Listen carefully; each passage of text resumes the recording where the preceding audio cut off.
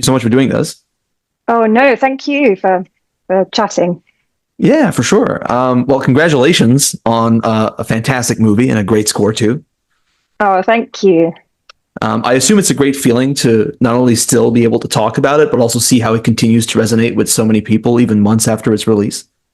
Yeah, it really is. And I was actually saying that to a friend earlier today because it's like, you work so hard on something and it's such a huge part of your life and it comes out and then you just feel like it's just kind of gone and it's like a weird feeling. So it's really, really nice to see that it's just having another second wind and that people are discovering it. And yeah, it feels really lovely. Were you familiar at all with the story of Trudy Ederle before you joined the movie? No, not at all. And I don't think anybody was. Like, I don't think any of the filmmakers were.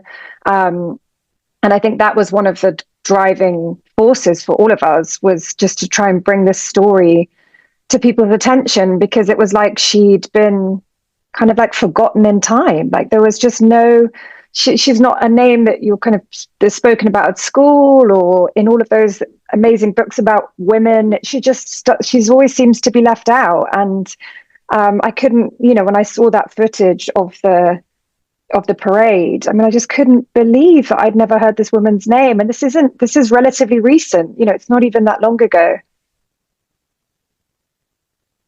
Was there anything that struck you the most when you found out, more about her story and the journey she went through?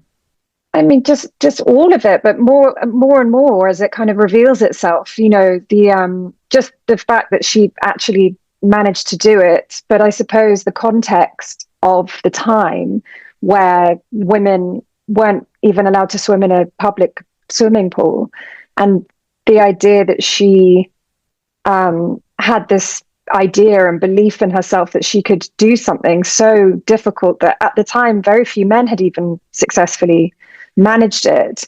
So I guess it's just like, where does that spirit come from? Where does that spark in her come from? And I found that really fascinating. And then all the other stuff that happens on the way, the sabotage and the fact that she kind of has to do it twice. And yeah, it's just an extraordinary story. I mean, it really is. I did speak to the director of the movie last month, 𝙔𝙤𝙪𝙣𝙖𝙑, and he talked about how important it was for the music to have a pretty big role in this movie. I'm wondering if you can talk about your collaboration with him and if he had a specific way in which he wanted to utilize the music for this film. Yeah, I think one of the reasons the film was such a joy for me to work on was because there are big sequences and parts of the film that the music is really telling the story, and that you're really being, I was really handed the film, and it was like, we need to know what's happening because she's in the water a lot, and there are long periods of time where you don't see her face, and so the music really had to be telling the story, or giving the emotion, because I think it's challenging, when you can't see your main character for some of the most important parts of the film. We talked about that a lot, and about how for certain moments the score was going to be the main kind of narrative tool, I suppose. And yeah, I mean, I really loved working with Joachim. We had a great. I think we all collectively felt this responsibility towards Trudy and getting it right. So, it was hard, really hard at times, and there were disagreements, but they all came from a really good place of us wanting to do her justice and tell her story. And, I think that Joachim really loves music and it's really important to him. And we all were on the same page. It was just, then it was just kind of executing it, I suppose.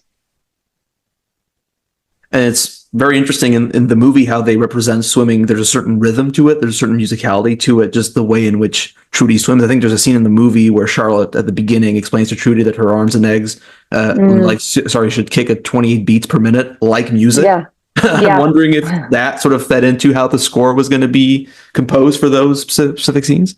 Yes, it did. And that was one of the first thoughts that I had when I read the script was the 28 beats per minute. I thought that's got to be our tempo. And so I think that was the kind of the tempo matched the strokes for all of the swimming sequences, or the more the races, the more propulsive moments, because I think that they had to be in rhythm with each other. I think otherwise it would have felt weird.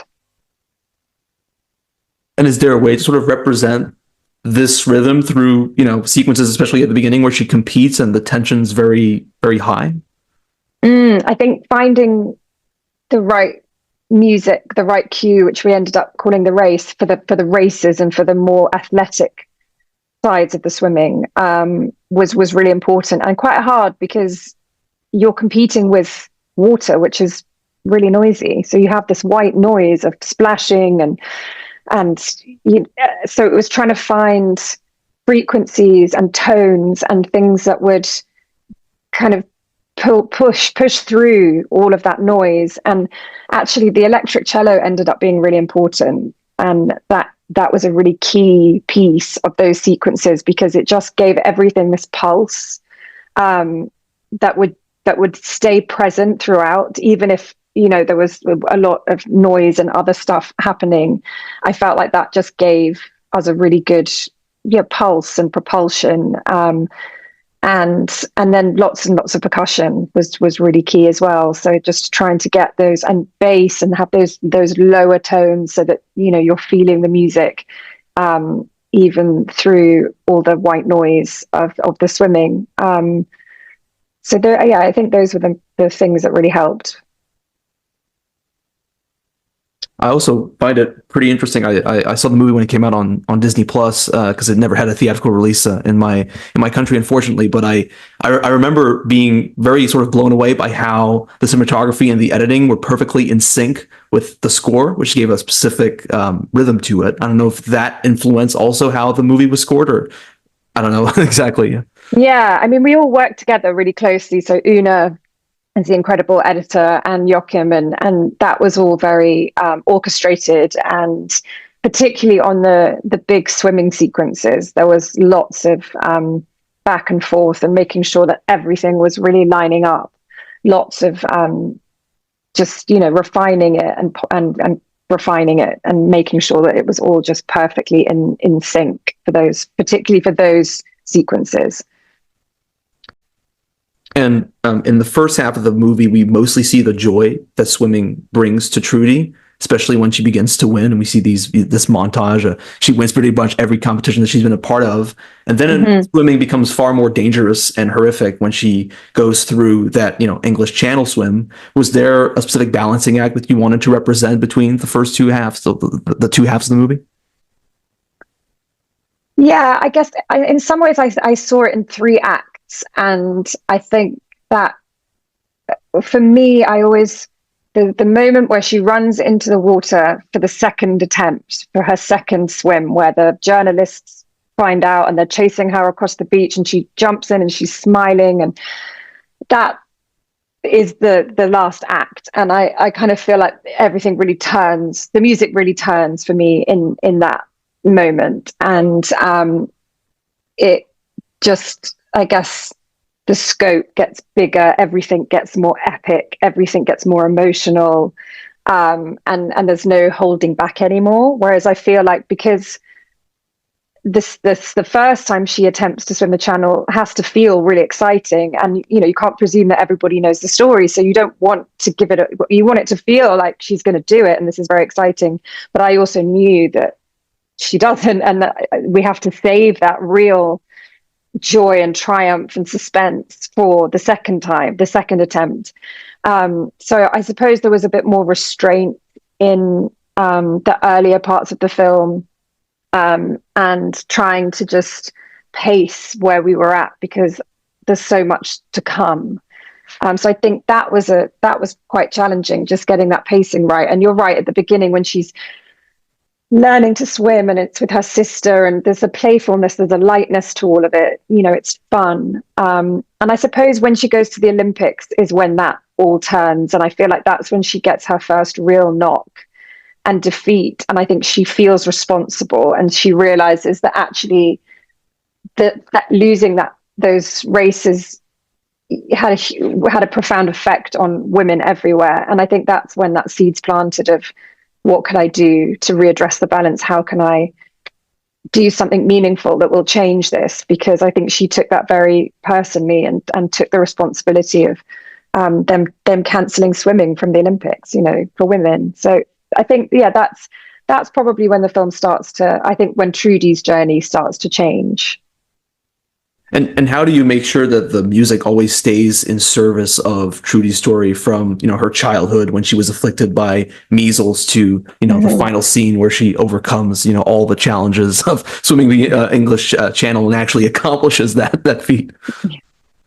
So we ended up with a few different Trudy themes, and I think that in the initial discussions, we were all in agreement that we needed a Trudy theme, and she needed a great theme, and that would be the starting point, and that would be really the core of the music and the score. And so when I wrote her main theme, it worked, and everyone was really happy, but it also wasn't enough. And then we kind of realized, but there's so many different aspects to Trudy. She's not just one thing. She's not just an athlete. She's not just a sportswoman. She's not just doing this kind of exciting, powerful swimming. She's also a sister and a daughter, and she's from this very, very close family, and she's surrounded by love. And then the other side is that she's young. She's 19. She's a bit of a rebel, and she's mischievous, and she's got a fun side, and she's kind of not like the other girls, her contemporaries. She's different. And I think so ultimately we ended up with 3 different themes that were just for Trudy, to try and, I guess, flesh out her character and reflect that all the different parts of her. And you mentioned the second swim to be sort of the final act of the movie, and there are many scenes in that final act where there's no music and we let the scene play out on itself. And there's also some other scenes, like I think when she swims through a field of jellyfish, the music's very present and it accompanies her emotionally. I'm wondering if you can talk about working on that scene, and also how did you choose which moments to put music in and which ones to not have any music in that whole final act.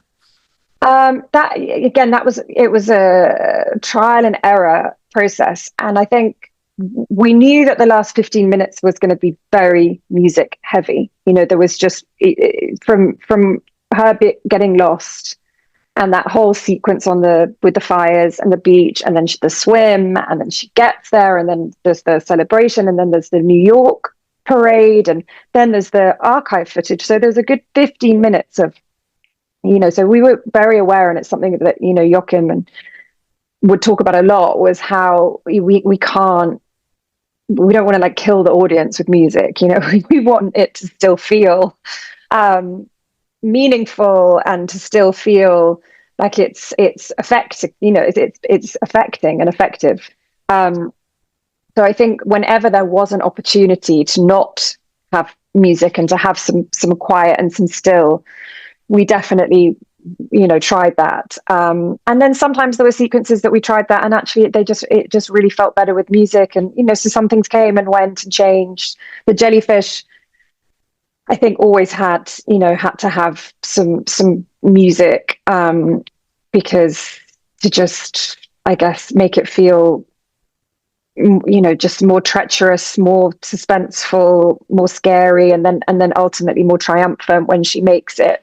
And it was it was a cool sequence to score. I really enjoyed doing that one, actually. And is there anything that you would say as a composer was the most rewarding aspect of working on this movie?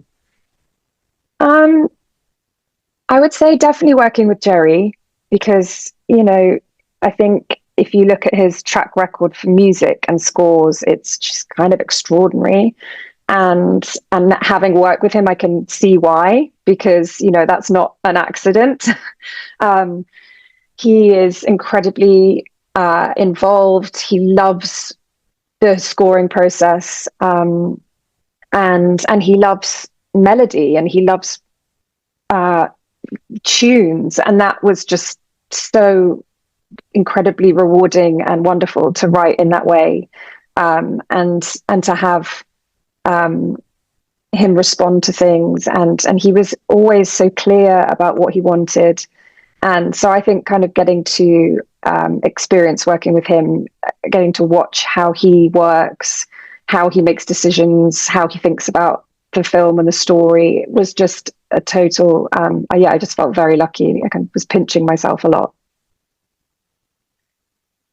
Awesome. Well, it was really great talking today, Amelia, on your score for Young Woman and the Sea. Congratulations once again. The score is absolutely phenomenal, and the film is fantastic. Oh, wow. Thank you. That really does mean a lot. Thank you for saying that. Yeah, for sure. Well, and wish you all the best on the upcoming award season, and hope that you have a very good rest of your day. Thank you. You too.